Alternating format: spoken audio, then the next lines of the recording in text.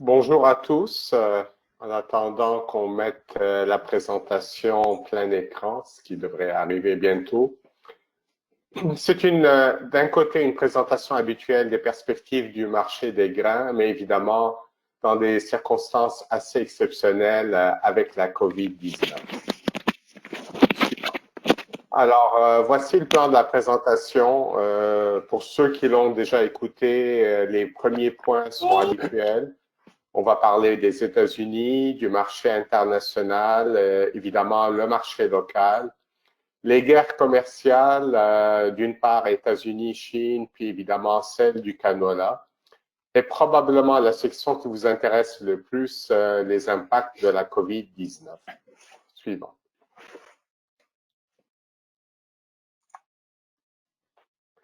Alors, commençons par les États-Unis. D'abord, l'offre et la demande du maïs chez nos voisins. Sur la colonne de droite, ce sont les derniers chiffres disponibles dans le rapport du mois d'avril. Ce qu'il faut d'abord noter et qui est encerclé, c'est la demande de maïs pour l'éthanol. Comme vous pouvez voir, une forte baisse par rapport au mois passé. On parle maintenant de 5 000 millions de boisseaux. Donc, on va arrondir ça à 5 milliards de boisseaux comparativement à 5,425 le mois passé. Ça reflète évidemment toutes les perturbations qu'on va évoquer ensuite par rapport à la demande de pétrole et d'éthanol. Autre chose à souligner aussi dans ce tableau, les exportations américaines de maïs demeurent inchangées par rapport au mois passé avec 1725 millions de boisseaux. C'est intéressant de le souligner parce qu'à date, quand même, le rythme des exportations de maïs américain est encore très lent par rapport à l'an passé et donc ce chiffre pourrait à nouveau baisser. Finalement, un dernier point à noter, avec la révision de la demande pour l'éthanol, c'est évidemment les stocks de report qui augmentent. On repasse au-dessus de 2 milliards de boisseaux pour 2020, avec évidemment une question à savoir si ce chiffre va continuer à croître ou pas. Suivante, Étienne. Voici l'évolution du contrat courant de maïs à la bourse de Chicago. Si on se reporte à il y a un peu plus d'un an, évidemment, en juin 2019, on avait atteint ce que j'appellerais le pic habituel, c'est-à-dire les semis ont eu lieu, vous vous rappellerez quand même, dans des conditions difficiles et très tardives aux États-Unis. La bourse s'est un peu emballée, on a atteint un sommet d'environ 4,54 $ le boisseau le 17 juin et par la suite, on a commencé à décroître lorsque le marché s'est rendu compte que tout compte fait, ce ne serait pas un désastre et que la production américaine serait quand même au rendez-vous. Le creux, et à nouveau c'est habituel, a été atteint le 9 septembre 2019. Par la suite, comme vous pouvez voir, le maïs s'est un peu redressé et finalement, au cours des derniers mois, je vous dirais, il a été relativement stable, ce contrat à terme, jusqu'à, bien évidemment, la chute brutale causée par la COVID et le confinement au mois de mars. Comme vous pouvez voir, on est tombé le 20 avril à 3,14 $ et un quart. Mais en fait, hier, le contrat a même atteint 3,01, même si c'est un petit peu raffermi ensuite. Et donc, on est quand même maintenant très proche de la barre des 3 $ le boisseau. Suivant. Passons maintenant au soya, toujours l'offre et la demande aux États-Unis. Pour le mois d'avril, ce qu'on peut noter, c'est que la trituration a été augmentée à 2125 millions de boisseaux, un chiffre très élevé. La demande pour le tourteau est très forte aux États-Unis et d'ailleurs, l'industrie et les marges de trituration sont très intéressantes. Par contre, les exportations ont été abaissées de 50 millions de boisseaux. Au total, on se retrouve avec des stocks de report en 2020 de 480 millions de boisseaux. en hausse par rapport au mois passé, mais quand même, c'est moitié moins qu'au début de l'année. Donc, c'est une offre et demande qui se resserre pour le soya. En bonne partie, évidemment, si vous remontez en haut, au fait que on est parti avec une production très petite cette année, puisque les superficies ensemencées étaient seulement de 76,1 millions d'acres et que le rendement a été relativement médiocre. Alors, dans tout ça, malgré des exportations qui traînent la patte à cause du Brésil et de la Chine, on va revenir là-dessus, un resserrement de l'offre et de la demande de maïs aux États-Unis. Suivant. Voici le contrat courant de soya. Contrairement au maïs, vous ne pouvez pas voir, disons, ce que j'appellerais une chute très brutale suite à la COVID. Il y a une certaine baisse, mais beaucoup plus modérée. Et je vous dirais globalement, la fève se tient quand même mieux que le maïs pour plusieurs raisons qu'on va aborder par la suite. Suivant. Maintenant, le taux de change, le dollar canadien, très important évidemment pour le marché local, crucial pour nos bases. On a mis plusieurs dates sur la droite lorsque le UR s'est effondré. En mars, on a mis le 4, le 16 et le 27 mars. Ce sont les trois dates des baisses de taux d'intérêt, que je dirais précipitées de la Banque du Canada. Et malgré cela, quand même, on peut voir que le UR a chuté en dessous de 69 cents du boisseau. Il s'est quand même un petit peu redressé, mais la fermeture au 20 avril était à 70,76 cents, un niveau bas, et je vous dirais, c'est quelque chose qui, dans les circonstances, nous aide quand même beaucoup. Le UR à 70 cents nous sauve en bonne partie la mise. Et là, je pense que c'est Étienne qui va prendre le relais.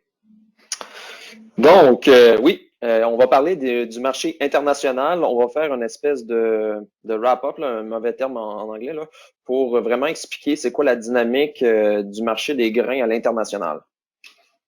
Donc, ici, nous avons les principaux exportateurs de maïs dans le monde pour l'année 2019-2020. On peut voir que c'est essentiellement partagé avec les États-Unis, le Brésil et l'Argentine. On a également l'Ukraine qui est rendu un nouveau joueur. Là. Évidemment, par nouveau, on entend là, depuis au moins les 5 dernières années, là, qui est devenu un très grand exportateur de maïs dans le monde. Donc, on peut voir que c'est vraiment partagé à travers 4 grands pays dans le monde. Au niveau des importateurs, c'est-à-dire les acheteurs de maïs, on peut voir que là, la concentration est beaucoup moins forte, beaucoup moins présente qu'au niveau des exportateurs. On peut voir là que parmi les principaux importateurs, c'est le Mexique, l'Union européenne, l'Asie du Sud-Est et le Japon. Là, mais essentiellement, on peut constater que les principaux importateurs n'ont pas une très grande part de marché à travers le monde. Donc, c'est pas vraiment les importateurs qui indiquent qui tirent le prix là, du maïs essentiellement. Au niveau du soya, ben là, le marché est complètement différent du maïs. C'est-à-dire que les principaux exportateurs, oui, c'est sensiblement les mêmes, c'est-à-dire les États-Unis, le Brésil et l'Argentine, mais la part de marché est beaucoup plus grande. On peut voir que le Brésil, durant les dernières années, est devenu le principal exportateur de soya dans le monde, voire en exportant plus de la moitié du soya dans le monde. Les États-Unis sont au second rang, 32%, et l'Argentine à 5%. Faut pas minimiser l'Argentine avec son faible pourcentage parce que l'Argentine n'est pas exportateur de la fève, mais bien des sous-produits, dont on parle de l'huile et du tourteau de soya. Au niveau des importateurs, ben là, on est dans un marché complètement différent du maïs, c'est-à-dire que la Chine accapare 59% de toutes les importations mondiales de soya. Ça est dû au fait que la Chine a changé son mode alimentaire, du fait que de plus en plus consommatrice de viande et productrice de porc également, et que ces porcs-là ont besoin de tourteaux de soya pour se nourrir. Donc, ce qui fait en sorte que la Chine est vraiment le principal acheteur mondial de soya dans le monde. Et parlant de la Chine, on n'a pas le choix de vous montrer son évolution. Donc, depuis environ 10 ans, de 2008 jusqu'à 2017-2018, on peut voir que la part de marché de la Chine est en constante augmentation. On voit là, que la trituration, les importations, excusez-moi, sont en constante augmentation. Je me rappelle dès que j'ai commencé ma jeune carrière, qu'on se demandait quand est-ce que le plafond allait arriver et on était tout le temps dans un mode de croissance. Et ben malheureusement, depuis 2017-2018, on a constaté que effectivement on avait atteint le plafond. Cela est dû à deux événements majeurs. Un, le premier, mais c'est la guerre commerciale entre les États-Unis et la Chine qui fait en sorte que la Chine a dû ralentir ses importations de soya, mais aussi la peste porcine africaine qui est arrivée au même moment pratiquement, qui fait en sorte qu'elle a dû ralentir légèrement sa consommation de tourteaux de soya. Par contre, vous pouvez voir là, que malgré le fait que la Chine a perdu environ 50% de son cheptel porcin, la part de trituration n'a pas évolué au même niveau, ce qui fait en sorte que en fait que la demande a quand même été bien forte là, à ce niveau. Cela est dû au fait là, que les usines, ben, pas les usines, mais les grandes fermes porcines dans le monde en Chine sont plus, comment dire, sont plus axées vers le mode industriel et donc sont plus consommatrices de tourteaux que les fermes plus artisanales ou plus paysannes, devrais-je dire, qui sont moins professionnelles, sans être péjoratif. Au niveau de la production au Brésil, on peut voir que durant les 3 dernières années, le Brésil a une très bonne production en termes de maïs et de soya.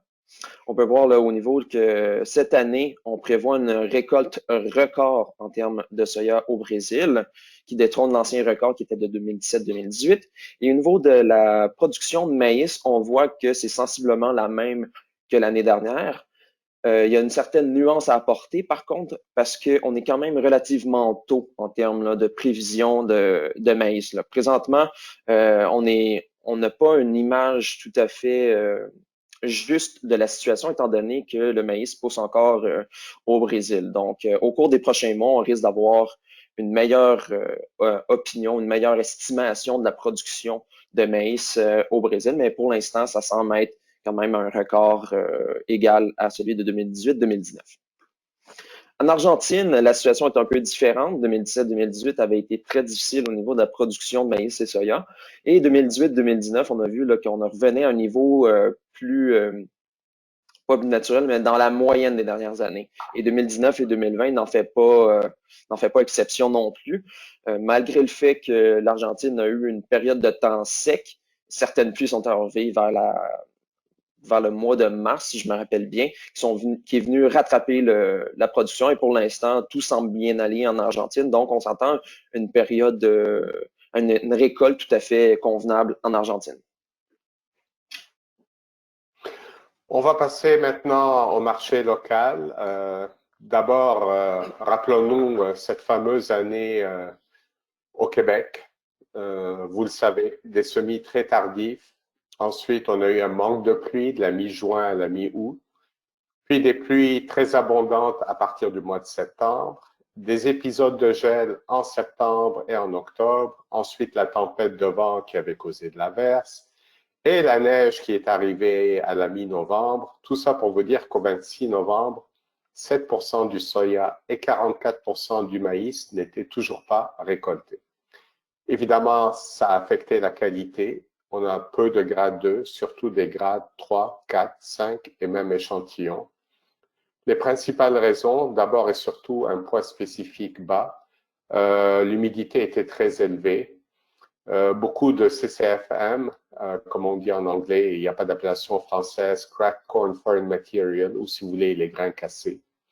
Et la question qui se pose ce printemps avec éventuellement, n'est-ce pas, le réchauffement des températures, va-t-on avoir aussi des cas de grains chauffés? Les escomptes ont un petit peu varié en début de saison, puis se sont quand même relativement stabilisés, je vous dirais, à partir du début de l'hiver. La plupart des acheteurs et de l'industrie s'est mise sur un grade 3, c'est-à-dire qu'il n'y a en général pas eu d'escompte là-dessus. 3 $ la tonne dans les pires cas. Par contre, les escomptes ont vraiment commencé à partir du grade 4. On parle en moyenne de 5 à 8 $ la tonne. Pour le grade 5, aux environs de 15 $ la tonne. Pour le maïs échantillon, c'est vraiment au cas par cas, dépendamment des raisons de déclassement. Il faut quand même souligner qu'il y a beaucoup de variations et d'écarts dans ces escomptes, dépendamment des acheteurs, dépendamment du temps et aussi des régions. Finalement, il y a eu un petit peu des primes, et je mets le mot prime avec un point d'interrogation, pour du grade 2. Il y a eu quelques cas de primes de 10 à 20 $ la tonne, dépendamment si le poids spécifique était vraiment élevé, mais ça a été quand même des cas assez limités. Suivant.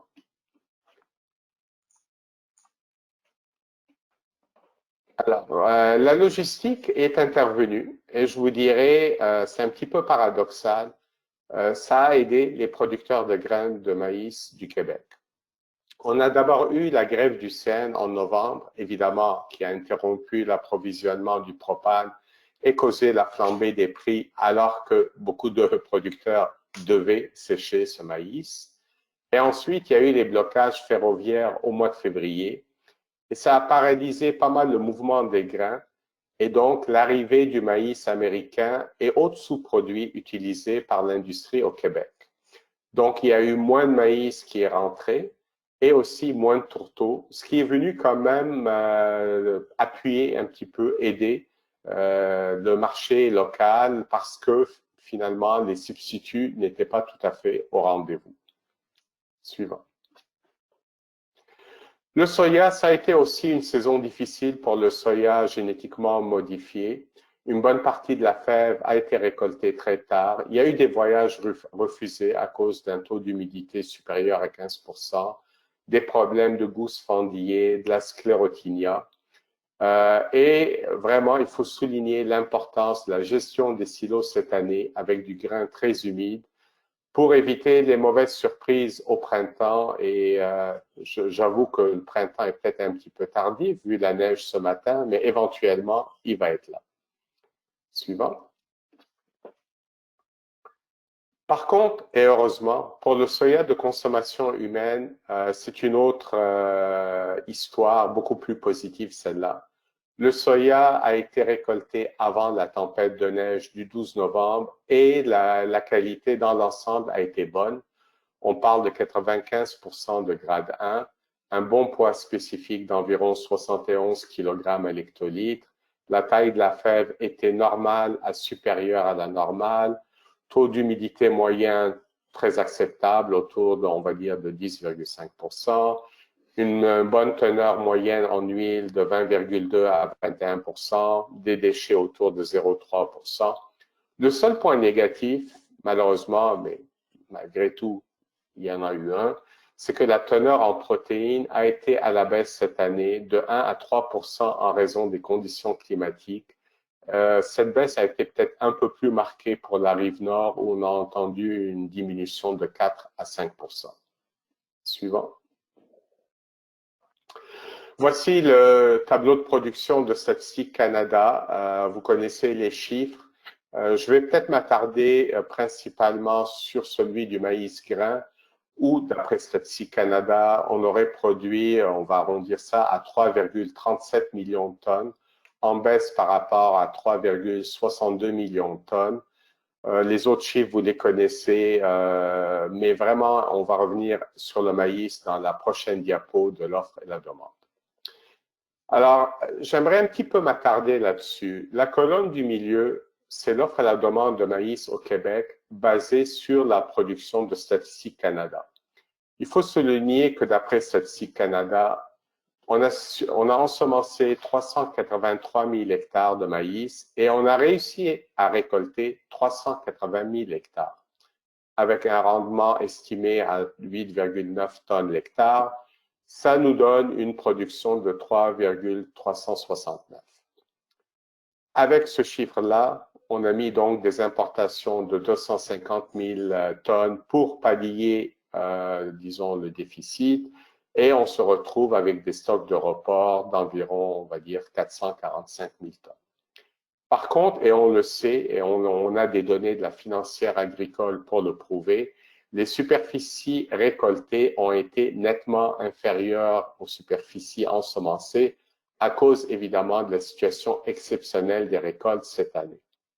En plus, on a utilisé un rendement un peu plus bas de 8,7 tonnes l'hectare, ce qui donne évidemment une production plus basse que celle de Statistique Canada, qu'on a mis à 3,13 millions de tonnes. Et par conséquent, les importations requises sont maintenant de 500 000 tonnes et non plus de 250 000 tonnes, avec, vous pouvez le voir en bas, des stocks de report équivalents à l'autre scénario, à 450 000 tonnes. Par contre, la question qui va se poser, et je vais y revenir plus tard, c'est la consommation intérieure. Est-on encore à 3,4 millions de tonnes compte tenu de l'impact sur l'éthanol et de la COVID? Et là, je passe le relais à Étienne. Donc là, on va parler au niveau des prix. Pour le maïs livraison avril 2020, on est capable de voir qu'il y a vraiment deux périodes d'achalandage au niveau là, des ventes de grains. C'est-à-dire que les producteurs vont vendre à peu près un an à l'avance environ et vont vendre quelques mois à l'avance. Donc, on peut voir là, qu'en 2019, en mars 2019, on peut voir qu'on avait certains prix qui étaient affichés. On était autour de 220 $, on est monté jusqu'à environ 240. Et par la suite, il faut se reporter jusqu'en février 2020. C'est-à-dire qu'en période de récolte, ben, les producteurs se sont pas concentrés sur la livraison avril 2020, ce qui est tout à fait normal. Et on voit vraiment l'évolution des derniers prix, là. Donc, on peut voir que au niveau des dernières années, pas des dernières années, mais des derniers mois, excusez-moi, on voit que le prix est passé de 240 et s'est incliné légèrement. Donc, ça, c'est dû au fait qu'on a perdu beaucoup de valeur du maïs en raison du contrat à terme, dû au fait que il y a la production d'éthanol a chuté. On va en parler plus tard. Et que finalement, lorsqu'on analyse les bases, ben on voit que cette période, cette chute des prix n'a pas été accompagnée par une chute des bases. Donc, ça veut dire que le marché local est venu soutenir le prix au Québec, malgré le fait qu'au final, on a vu une diminution des prix. En d'autres mots, si le marché local n'était pas venu soutenir si les acheteurs locaux n'étaient pas venus soutenir le prix du maïs, on aurait vu une chute des prix beaucoup plus importante que qu'est-ce qu'on a vu dans le tableau précédent. Au niveau des bases en dollars canadiens, on peut voir que l'ascension, la croissance de la valeur de la base en dollars canadiens a été plus forte dû au fait qu'on a vu une chute du prix du dollar canadien. Au niveau des écoulements, on peut constater que les derniers mois, c'est-à-dire janvier et février, selon nos plus récentes données, montrent qu'il y a eu beaucoup de moins de maïs qui a été consommé, qui a été vendu durant les mois de janvier et février, dû au fait qu'on a une plus petite récolte. Voilà. Au niveau du prix du maïs pour la livraison récolte, on peut voir que les prix ont été légèrement en diminution. Donc, on est passé d'un prix de 220 $ la tonne pour la livraison à la récolte 2020, environ 210 $ la tonne. Et le prix semble relativement stable. C'est-à-dire qu'au cours des dernières semaines, le prix n'a pas beaucoup fluctué. Et en termes de base, on peut voir que la base en dollars US pour la livraison récolte est relativement forte lorsqu'on se compare aux années précédentes et non à l'année dernière complètement, parce que l'année dernière, on a vu des bases à un niveau relativement élevé, là, soit à environ 1 $ le boisseau et légèrement en dessous de ça. Donc, on peut voir là pour que la livraison récolte, on est supérieur à 0 cent US le boisseau. Au niveau de l'écoulement du soya, on peut voir que cette année, ça a été beaucoup plus soutenu au niveau du mois de janvier et février que l'année dernière, c'est-à-dire qu'il y a eu beaucoup plus de soya qui s'est vendu. Par contre, à notre grand étonnement, on peut voir là, que c'est tout à fait dans la moyenne des dernières années. Donc, ça n'a pas été des mois qui ont été exceptionnels. Est-ce que mars en fera autrement? Ça, on le verra lorsqu'on aura les plus récentes données. Au niveau du prix pour la livraison avril 2020, ben, on peut constater que de un, il n'y a pas eu beaucoup de ventes avant février. Donc, on peut voir que le prix a été relativement soutenu. On était en dessous du 440. On a une certaine remontée jusqu'en mars et ensuite, on a une inclinaison là, plus que le contrat à terme diminuait à la bourse de Chicago. Au niveau des bases, on peut voir que le niveau actuel est relativement élevé par rapport à une base normale. Qu'est-ce que j'entends par une base normale dans le soya? On parle d'une base négative de 25 à 45 cents US le boisseau, alors qu'on est plutôt à un niveau, je dirais, de neutralité, c'est-à-dire au niveau zéro de cents US le boisseau, ce qui est très élevé par rapport à une base habituelle. Au niveau de la base en dollars canadiens, on peut voir une certaine remontée qui est due au fait du fléchissement du dollar canadien. Au niveau des prix, on peut voir que ça a été toute une montagne russe.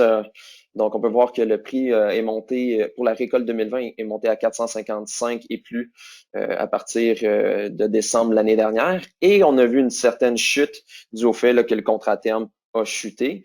Il faut savoir que le contrat à terme a chuté à partir du mois de décembre parce que les marchés s'attendaient à de grands achats de soya américain par la Chine, ce qui n'a pas été le cas. Et donc, les marchés sont attendus, ont vu la signature, se sont attendus à d'autres achats venant de la Chine, ça s'est pas conclu.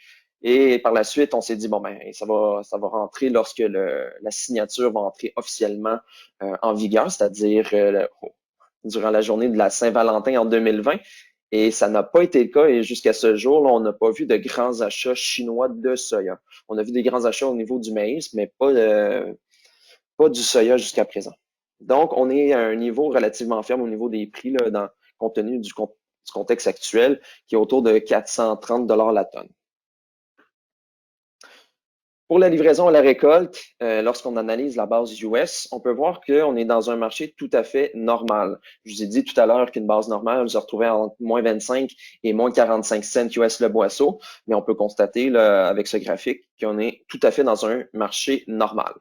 Au niveau de la base en dollars canadiens, on peut voir que durant les derniers mois, elle a suivi le fléchissement du dollar canadien, puis lorsque le dollar canadien s'est redressé légèrement, la base en dollars canadiens a suivi, donc diminué. Au niveau des prix, généralement dans l'ensemble des grains, on peut voir il y a plusieurs constats qu'on peut faire. Premièrement, on peut voir que le prix du maïs a légèrement fléchi au cours des derniers mois, que celui du soya s'est légèrement redressé et que le prix des céréales est relativement fort par rapport au mois précédent. Donc, on est quand même dans un marché assez soutenu au niveau des céréales. Et c'est à toi, Ramzi. Alors, on va parler des guerres commerciales. D'abord, États-Unis-Chine. Et je vais vous donner un petit peu un aperçu de cette fameuse saga. Rappelez-vous, ça avait commencé au printemps 2018. Monsieur Trump avait annoncé qu'il y aurait des tarifs douaniers sur une série de biens importés de la Chine. Les Chinois ont tout de suite dit qu'ils riposteraient par des tarifs similaires et donc, entre autres, le soya. Et je vous dirais, ils n'avaient pas vraiment le choix. Les Chinois importent relativement peu de biens des États-Unis, un des principaux étant la fève. Ils se devaient donc de viser la fève. Mais au début, la bourse de Chicago n'a pas réagi et je voudrais quand même vous rappeler que beaucoup de gens, y compris les experts et les analystes, pensaient que M. Trump bluffait. Et puis, un peu plus tard, en juin, on s'est rendu compte que, oups, non, il allait le faire. Et donc, le contrat à terme du soya a vraiment chuté à Chicago. On a perdu 2 $ du boisseau. Et ces fameux tarifs douaniers sont entrés en vigueur le 6 juillet 2018. Évidemment, la Chine a immédiatement riposté en instituant un tarif de 25% sur le soya américain. Les achats chinois de soya américain ont bien évidemment dégringolé et sont quasiment arrêtés. En septembre 2018, la Chine devait mettre un tarif additionnel de 5% sur le soya américain. Ils ont suspendu cela. Et ensuite, ils ont mis un quota de 10 millions de tonnes pour les achats de soya américain sans tarif douanier. Ça a été reprolongé. Donc, les achats chinois de soya américain ont repris par la suite avec évidemment des périodes d'interruption. Ça reprenait, ça s'arrêtait. Le 15 janvier 2020, on a eu la signature de la phase 1 de l'entente commerciale sino-américaine qui est entrée en vigueur le 14 février. Mais, il faut quand même le souligner, les tarifs douaniers demeurent en vigueur. La Chine s'est engagée à augmenter ses achats agroalimentaires de 32 milliards de dollars sur une période de 2 ans, donc en 2019 et 2020, par rapport à l'année de référence qui est 2017. Il n'y a pas de spécification par commodité, c'est vraiment une cible globale pour tout ce qui est agroalimentaire. En mars 2020, donc le mois passé, il y a eu une reprise des achats chinois de grains américains, mais pour le moment, ça a été principalement du maïs, du blé, du sorgho et relativement peu, très peu de soya, même si aujourd'hui, il y a eu une annonce pour 3 navires américains. Suivant. Là, on va passer à la guerre du canola, qui malheureusement nous a affectés. Ici, finalement, ça a commencé à la mi-février 2019, où il y a eu la rumeur qu'un navire de canola était rejeté par les Chinois. Et ça s'est reflété par une baisse des contrats à terme du canola à Winnipeg. Le 1er mars 2019, on a confirmation, la Chine révoque le permis d'exportation de canola de Richardson. La raison invoquée pseudo-technique étant présumément la présence de parasites et de bactéries. Mais en fait, tout le monde sait que cette guerre du canola est reliée à l'affaire de Huawei et à l'arrestation de la directrice financière de la compagnie et fille du propriétaire de la compagnie. Le 26 mars, le permis d'exportation de canola de Viterra, cette fois, est révoqué. Donc, quand même, c'est 2 des 3 principaux exportateurs. Résultat, on a un arrêt des exportations de canola vers la Chine, mais quand même pas un arrêt complet, mais une chute brutale des exportations de canola. Il faudra rappeler quand même que la Chine représente 40% du marché normalement. La suite. Ce qui est intéressant, c'est que le tourteau et l'huile n'ont pas été affectés par cet embargo. Les exportations se sont poursuivies. Évidemment, on parle de marge de profit très élevée pour les triturateurs, puisque le contrat à terme du canola a baissé, mais par contre, le prix du tourteau et de l'huile se sont bien maintenus. En juin, surprise, cette fois, c'est les Chinois qui imposent un autre embargo sur le porc canadien. Mais comme Étienne l'a mentionné, vu la rareté du porc en Chine à cause de la peste porcine africaine, ils ont vraiment besoin d'importer du porc. Ils se sont probablement rendus compte qu'ils se sont tirés dans le pied et donc cet embargo du porc a été levé en novembre 2019. Par contre, pour le reste, c'est toujours le statu quo. Officiellement, les autres grains canadiens ne sont pas visés par cet embargo. La réalité, si on regarde par exemple les exportations canadiennes de soya vers la Chine, elles se sont littéralement effondrées. Suivant. Alors, maintenant, la section qui probablement vous intéresse le plus, les impacts de ce fameux coronavirus. Je n'ai pas vraiment besoin de vous le rappeler, on lit ça tous les jours. Cette épidémie de pneumonie virale causée par le coronavirus a débuté en Chine en décembre 2019. Elle est devenue une pandémie à partir de février-mars.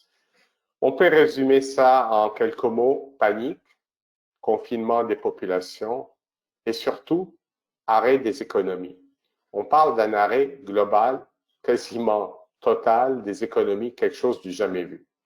Donc, malgré des mesures exceptionnelles des gouvernements, baisse des taux d'intérêt, des dépenses en milliers de milliards de dollars, du jamais vu, on voit une chute des marchés boursiers, une montée en flèche du chômage et le début d'une forte récession. Dans des temps très incertains et très risqués comme ce qu'on vit actuellement, il y a une ruée vers les valeurs sûres, dont l'or, mais surtout, d'abord et surtout, vers le dollar américain, qui est la valeur de refuge pour le monde financier international. Donc, une montée du dollar US par rapport à toutes les devises. Un point qu'il faut souligner, même si je suis loin d'être un expert sur le sujet, c'est clair que la pandémie ne sera pas résolue rapidement et on n'aura pas de... Ah, c'est marqué virus, il aurait fallu marquer vaccin. On n'aura pas de vaccin ou de médicaments avant 2021. Et lorsque je dis 2021, probablement on parle de la deuxième moitié de 2021. Suivant. Ce qui nous aide pour les grains, c'est qu'il faut quand même le rappeler. Le grain est une denrée essentielle, indispensable. Quoi qu'il arrive, les gens mangent et il faut nourrir les animaux. Mais la situation est quand même fluide, elle change très rapidement. On a un risque élevé et beaucoup de volatilité. Suivant. Alors, allons-y en regardant les principaux facteurs, en essayant de les analyser. D'abord, la bourse de Chicago, comme on l'a montré, on a une forte baisse du maïs. Par contre, une baisse beaucoup plus modérée pour le soya. Donc, a priori, c'est pire pour le maïs que le soya, mais il y a des raisons à cela. Et vous le voyez dans le deuxième point, les intentions d'ensemencement aux États-Unis.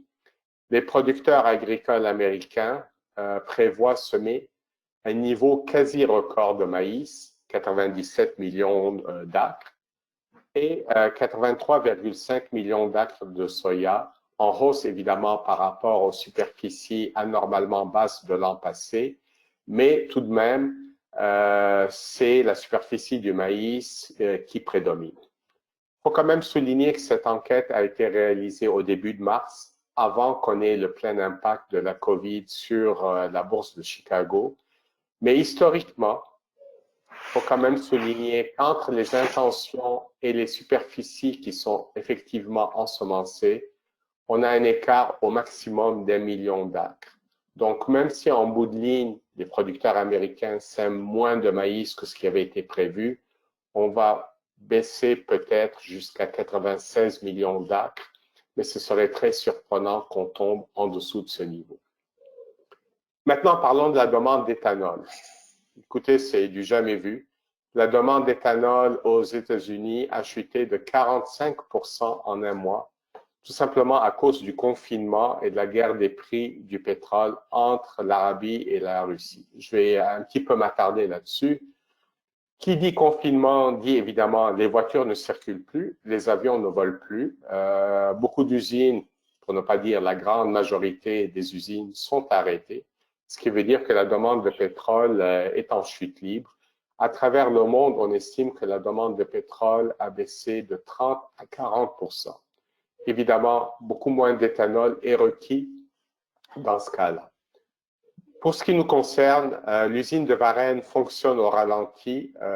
C'est le cas de toutes les usines d'éthanol à travers les États-Unis, d'autant plus que cette usine produit un éthanol de grade carburant et non pas un grade alcool.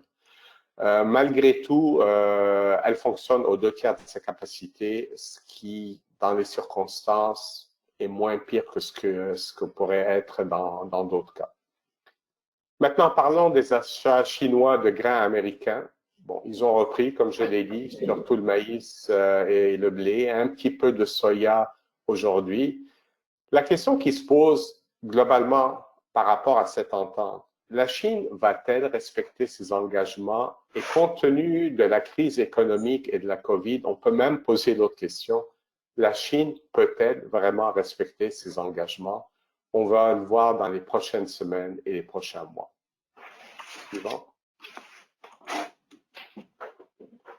Alors, on vous a mis ici le graphique pour illustrer la production hebdomadaire aux États-Unis pour l'éthanol. Écoutez, c'est dramatique. Comme vous le voyez, la production a toujours été, s'est maintenue au-dessus de 1 million de barils par jour. Et là, on tombe à 570 000 barils par jour. La guerre du pétrole, le confinement, je veux dire, a un effet désastreux sur tout ce qui est demande d'éthanol. Suivant. Alors, allons-y pour d'autres facteurs. Taux de change, on l'a mentionné, c'est extrêmement important pour le marché local, pour le Québec. Mais il y a aussi une volatilité extrême et une très forte appréciation du dollar américain envers les autres monnaies. Juste pour vous donner un ordre de grandeur, depuis le 1er janvier, le dollar canadien a perdu environ 8% de sa valeur, mais la chute du peso brésilien est beaucoup plus dramatique, 25%. Ce qui veut dire que les grains brésiliens, argentins et russes sont beaucoup plus compétitifs dans le marché mondial que les grains américains. Par contre, une bonne nouvelle, pour ce qui est de la logistique et des intrants, on n'a pas de problème majeur à date, que ce soit au niveau des pesticides, des engrais, des semences, le système fonctionne quand même relativement bien. Parlons maintenant des abattoirs. Ça, c'est une mauvaise nouvelle. Les fermetures et les ralentissements de cadence de travail se multiplient dans tous les abattoirs en Amérique du Nord. Au Québec, évidemment, il y a eu la fermeture de Yamachiche, un ralentissement à Exceldor, probablement d'autres problèmes à venir, c'est le cas. On a entendu, par exemple, avant 2 jours, que l'abattoir de bœuf à High River en Alberta allait fermer à cause d'une forte infestation au niveau du personnel. Écoutez, c'est tout simplement dramatique pour le bœuf de l'Ouest. 40% du bœuf de l'Alberta est abattu à High River. Alors, dans l'immédiat, il faut quand même souligner, ces fermetures d'abattoirs, ces ralentissements n'ont pas encore un impact majeur sur la demande de maïs ou des autres grains parce qu'il faut quand même nourrir les animaux. Mais c'est clair qu'à moyen terme, il va y avoir un impact. Et donc, entre l'éthanol et cet impact à moyen terme sur la demande animale, la question peut se poser pour le Québec. La demande globale de maïs est-elle encore de 3,4 millions de tonnes? On n'a pas encore révisé nos chiffres, mais probablement qu'on devra revoir ce chiffre à la baisse dans les prochaines semaines. Suivante. Donc, que surveiller au cours des prochaines semaines? D'abord, évidemment, la COVID-19, l'évolution, le déconfinement. Quand est-ce qu'aura lieu le déconfinement et puis à quelle rapidité? C'est clair que le retour à la normale va être lent, très lent. On est en pleine récession de l'économie mondiale. Il y a aussi toute la volatilité des taux de change. Si on se base sur la Chine qui a commencé quand même son déconfinement, l'économie chinoise au mois de mars est revenue à un niveau équivalent de 80% de la normale par rapport pour ce qui est de sa production industrielle. Ce chiffre est considéré relativement bon, mais rappelons-nous un peu, si avant quelques mois, je vous avais dit que la production industrielle chinoise allait baisser à 80%, ça aurait été considéré comme totalement dramatique, désastreux, inimaginable. Et là, on trouve que c'est relativement favorable. Donc, ça va être lent. Maintenant, les intentions d'ensemencement de Sexy Canada, on a eu toute une surprise. Ce rapport qui devait être publié après-demain est reporté au 7 mai. La raison est supposément liée à tout ce qui se passe au niveau de l'enquête et autres. Écoutez, soyons honnêtes, c'est très fort probablement dû à la COVID. Le personnel travaille chez eux. C'est le cafouillis un petit peu. C'est malheureux parce que ça va rajouter un degré d'incertitude dans le marché local. Ce qu'il faudra suivre, évidemment, après cela, c'est les semis, le climat dans le Midwest, au Québec et ailleurs, et comment se passent ces semis. Pour le Brésil, donc mon collègue a fait allusion à la deuxième récolte de safrina. C'est la période critique pour le maïs safrina au Brésil. Ils ont eu un certain manque de pluie au cours des 2-3 dernières semaines et donc il faudra suivre de près les précipitations au Brésil, je vous dirais jusqu'à la mi-mai. Ça pourrait avoir un certain impact sur le rendement si vraiment le temps assez sec perdure. On a parlé de l'entente commerciale sino-américaine, des importations chinoises de soya. Écoutez, il faudra voir le rythme d'achat de grains de la Chine. Et pour le canola, malheureusement, c'est toujours le statu quo. Et veut pas, même si l'embargo concerne et le canola. Les autres grains sont quand même affectés. La preuve, on n'exporte quasiment plus de soya en Chine. Suivant. Alors, la conclusion, écoutez, à ce stade, avec toute l'incertitude qui a lieu, il faut quand même noter que les perspectives du maïs sont présentement plus négatives que celles du soya, en raison de l'effondrement de la demande pour les biocarburants d'une part, mais aussi des intentions d'ensemencement du maïs d'autre part. Je ferai peut-être une petite parenthèse pour le Québec, même si on n'a pas le rapport de Statistique Canada. Mon impression est que les ensemencements du maïs, du soya seront probablement très proches des 2 dernières années. Je ne pense pas qu'on ait des surprises majeures et je ne vois pas d'impact de la COVID à ce niveau-là. Par contre, je l'ai dit, je le répète et on ne le répétera jamais assez, il y a beaucoup d'incertitudes, de risques quant à cette pandémie, le déconfinement, ça a des impacts majeurs sur toutes sortes de choses qui parfois viennent nous affecter par la bande. Un autre exemple qu'on a eu une confirmation ce matin, c'est que le transport ferroviaire du pétrole a énormément baissé dans l'Ouest canadien à cause évidemment de la chute de la demande. Eh bien, écoutez, ça a un impact positif sur le transport ferroviaire des grains parce qu'évidemment, le CN et le CP ont beaucoup plus de wagons et de capacités disponibles pour le grain, vu qu'on en utilise beaucoup moins pour le pétrole. Alors, comme vous voyez, il y a beaucoup d'effets collatéraux, souvent négatifs, parfois quand même positifs dans le cas du rail. Suivant. Alors, voici ce qui conclut notre présentation. C'était une première pour un webinaire. Dépendamment de vos réactions et des commentaires qu'on aura, on pourra évidemment en faire d'autres. Et puis là, je passe la parole à Julie. Oui, alors merci beaucoup Ramzi, Étienne, pour cette excellente présentation. Nous sommes maintenant rendus à la période de questions. Comme je vous le mentionnais au début du webinaire, pour poser une question, vous pouvez utiliser l'outil chat qui se trouve en haut de votre écran à droite. La diapositive vous explique la procédure. Alors, nous en avons déjà quelques-unes. Si vous permettez, je vais en faire la lecture. Alors, tout d'abord, en plus de l'importance de la faiblesse du dollar canadien, comment qualifieriez-vous l'impact des taux d'intérêt et du prix du carburant sur le secteur des grains en ces circonstances uniques? Écoutez, dans toute situation, il y a quand même du bon. C'est sûr que le prix du diesel a suivi le prix de l'essence à la baisse, donc ça vient aider. C'est certain que les taux d'intérêt qui sont rendus quasiment aussi bas que possible viennent aussi donner un coup de pouce aux producteurs. Donc, il y a toujours les deux côtés de la médaille. Puis, je rajouterais, si on se compare à d'autres industries ou à d'autres secteurs, on a quand même, si je me permets d'utiliser le mot, une certaine chance.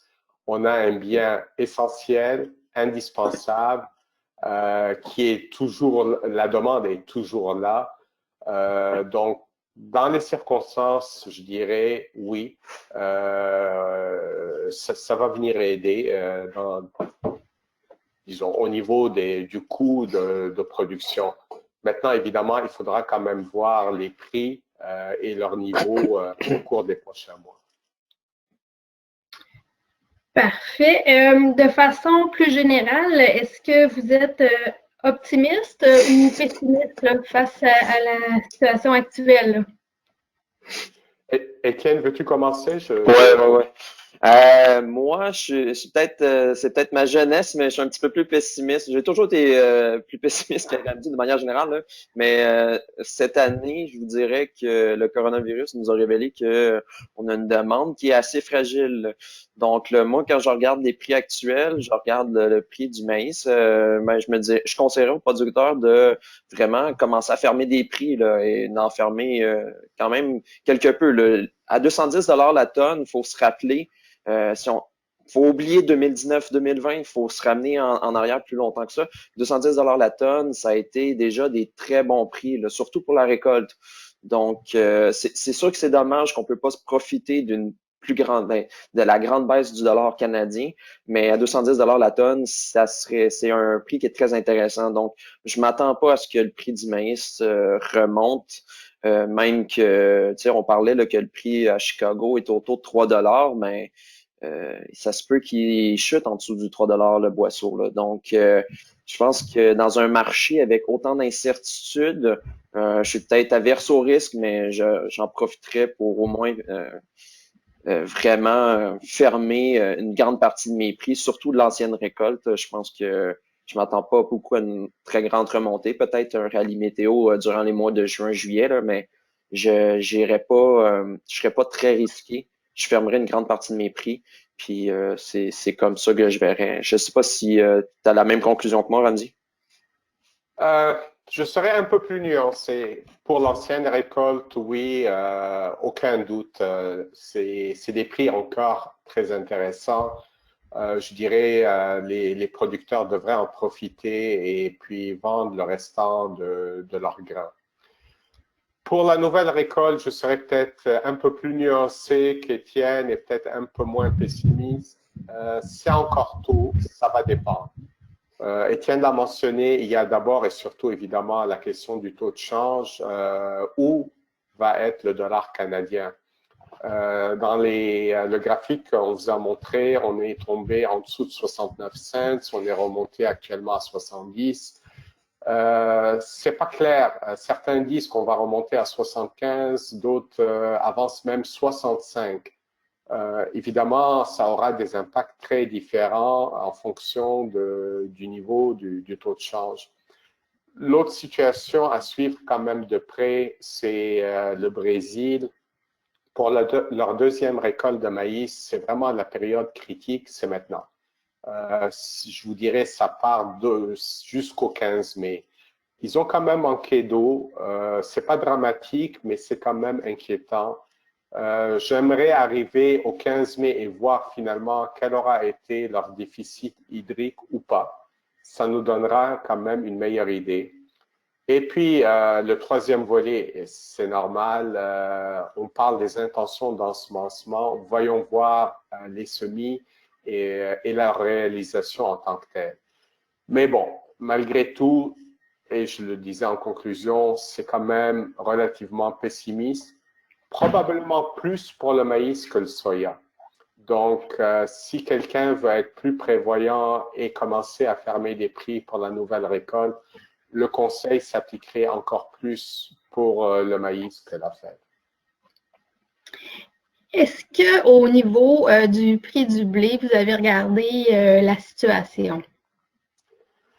Écoutez, le blé est intéressant parce que le niveau de prix au Québec est très élevé. Étienne l'a mentionné tantôt, donc quand on regarde les prix pour mars-avril. Et si on regarde la bourse de Chicago, le contrat à terme du blé est vraiment différent des autres grains. On a eu une dégringolade du maïs, une baisse plus modérée du soya. Par contre, le blé, presque rien. C'est qu'il y a plusieurs éléments ici en jeu et là, on sort de la COVID, c'est donc d'autres facteurs. Mais si vous voulez, commençons par la COVID parce que, bon, on n'y peut rien.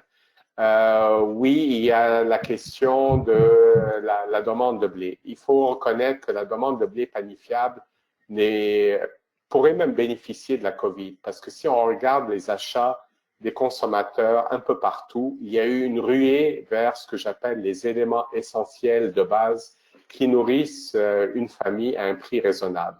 C'est-à-dire, on parle des canages, on parle de la farine, des œufs et puis des pâtes alimentaires. Même la viande qui a un coût raisonnable comme la volaille est en baisse. Je pense au Canada, on parle d'une baisse de 12%. Donc oui, le blé a bénéficié, disons, un peu de cette redistribution de la demande. Par contre, ce qui est venu aussi aider ce marché aux États-Unis, c'est que depuis 2 ou 3 ans, les Américains ont des petites récoltes, ce qui fait que leur situation de l'offre et de la demande est relativement serrée. mais ils sont devenus récemment un petit exportateur de blé par rapport aux géants que sont devenus la Russie, mais aussi l'Ukraine. Or, pour la Russie et l'Ukraine, ces deux pays arrivent en fin de programme d'exportation. Donc, ils ont beaucoup moins de blé à vendre. Et ça explique aussi qu'ils ont émis des communiqués à l'idée qu'ils pourraient restreindre les exportations de blé. Bref, tout ça pour vous dire qu'à court terme, le blé a été soutenu, bien soutenu. Mais quand on regarde maintenant le différentiel à Chicago entre les contrats de maïs et du blé, écoutez, on parle de mémoire, je vous dirais, on parle de différentiel de 2,20 $ du boisseau à 2,30 $ du boisseau, ce qui est très élevé. Ça ne pourra pas durer. Merci, Ramzi. Une autre question pour toi, Étienne. Au niveau des semis tardifs, est-ce qu'on pourrait voir un certain transfert là, des superficies cultivées en maïs vers le soya, à votre avis? À mon avis, aux États-Unis, certainement. Quoique, faut pas regarder 2019-2020. L'année passée, lorsqu'on m'invitait en conférence, je disais que, bon, étant donné les semis tardifs de maïs, on allait voir une assez grande hausse au niveau des semis de soya, et ça n'a pas été le cas. Là, cette année, si on écarte tous les subventions qui ont été offertes par le gouvernement Trump aux producteurs américains, je crois que les producteurs vont probablement faire le transfert, surtout avec les intentions d'ensemencement qu'on a actuellement, 97 millions d'acres en maïs, c'est pas positif. Et ça, c'était avant la chute de 45% de la production d'éthanol.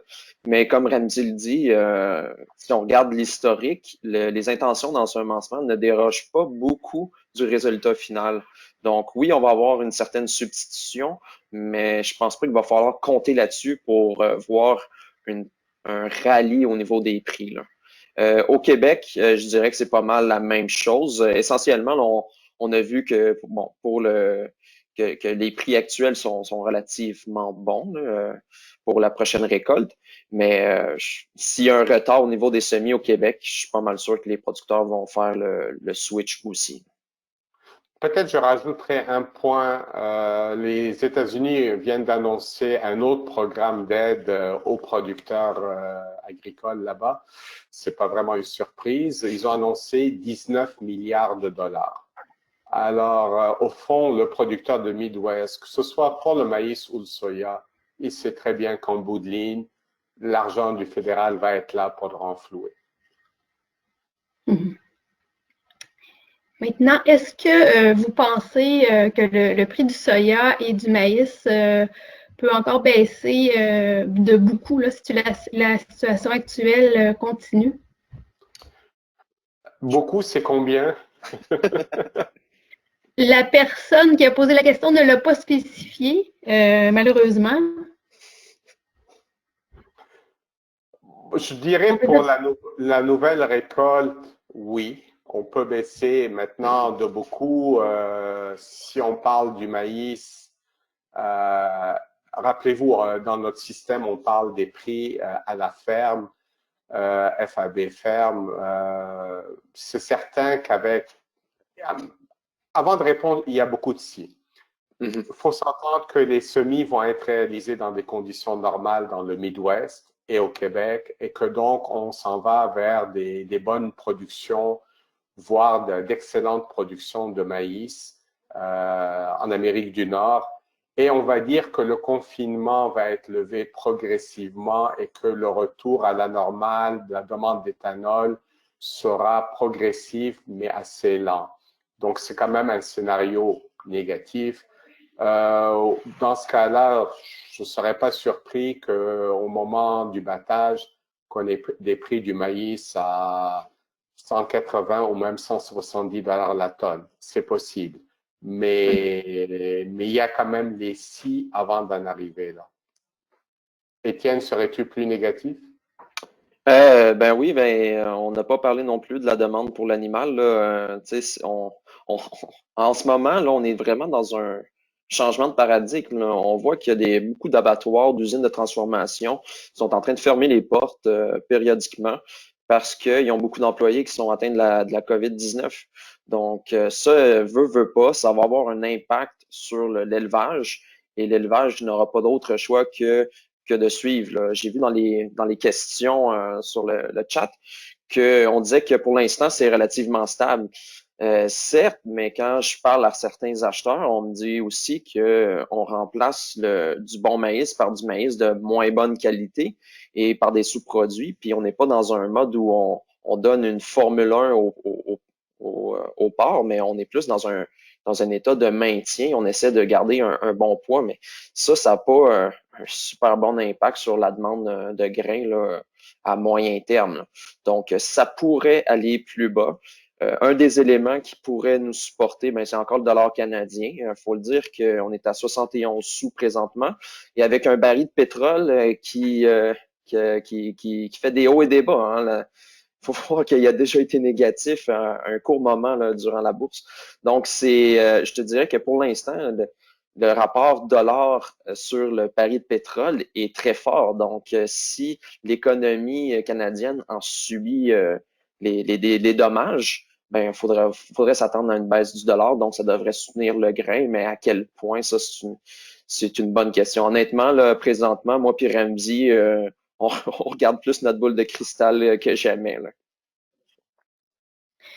Je prends la balle au bon, Étienne, justement. On a une question sur le dollar canadien et ce qui nous attend là, au cours des prochains mois. Tu viens d'aborder la question. Est-ce qu'il y a d'autres éléments qui seraient à surveiller concernant la monnaie? Écoute, au moins depuis les 3 dernières années, je te dirais là, que le dollar, là, j'ai beaucoup de la difficulté à le suivre. Là. Il est un petit peu plus irrégulier par rapport au baril de pétrole, dû au fait que bon, il y a eu des guerres commerciales, il y a eu une renégociation de l'ALENA 2.0, là, le USMCA. Et je te dirais que présentement, c'est vraiment très difficile compte tenu de la structure actuelle. Est-ce que le dollar va s'apprécier parce que le Canada est plus interventionniste dans son économie pour soutenir l'économie par rapport aux États-Unis? Ça, c'est une possibilité, mais quoique on est quand même un très grand exportateur de pétrole, puis le pétrole est à un niveau historique assez bas. Puis il faut aussi savoir que notre économie est aussi très liée à celle des États-Unis. Puis présentement, ce qu'on voit dans les journaux, dans les médias, c'est pas très rassurant. Donc, je ne sais pas si tu peux faire un peu de millage là-dessus, Ramsey. Je veux dire, les trois scénarios sont possibles. Le dollar à 65 cents, à 70 cents, à 75 cents. C'est sûr que le prix du pétrole de l'Alberta ne vaut à peu près plus rien. Maintenant, l'autre chose, c'est qu'on a un très gros déficit budgétaire ici, comme dans les autres pays, pour venir soutenir l'économie. La différence est que les Américains, le dollar américain, c'est la monnaie internationale. Quoi qu'il fasse, il sera soutenu. Dollar canadien, on n'est pas une monnaie internationale. Pour le moment, ça semble être correct, mais il faudra voir. Beaucoup d'incertitudes. Et concernant les inventaires de maïs sur les fermes du Québec, avez-vous une idée là, de leur niveau actuel? Bonne question. Honnêtement, si on se reportait à décembre, on se serait attendu vraiment là, une certaine correction, là, une certaine baisse assez importante des stocks de maïs qui aurait été compensée par de plus grandes importations. Là, le mois de février et le mois de mars nous a montré que la demande n'est pas aussi soutenue qu'on aurait cru. Et veut pas avec le blocus ferroviaire, ça a limité les importations de maïs américain et on n'a pas vu un redressement au niveau des prix. Là. Donc, j'ai comme l'impression que la demande va probablement diminuer, puis ça va faire en sorte que il y aura moins de maïs qui va se vendre, puis je pense pas qu'on va avoir des stocks aussi bas que je me serais attendu avec des importations qui visiblement ne semblent pas au rendez-vous. Je sais pas si tu peux être plus nuancé que moi, Ramsey, là-dessus. Le seul point que je rajouterais, c'est que quand on regarde les écoulements de maïs au plan conjoint, on voit quand même que le rythme a été lent, très lent. C'est sûr qu'on part avec une production moindre, mais le rythme a été vraiment lent. ça me porte à croire qu'il y a probablement encore pas mal de maïs dans les silos des producteurs. Alors, pour l'instant, ça fait le tour des questions. Je tiens à remercier Ramzy et Étienne pour ce webinaire fort pertinent et réalisé, disons, avec les moyens technologiques du bord, étant donné la situation du confinement. Et un grand merci également à tous les participants aujourd'hui. Et je vous souhaite à tous une bonne fin de journée. Merci.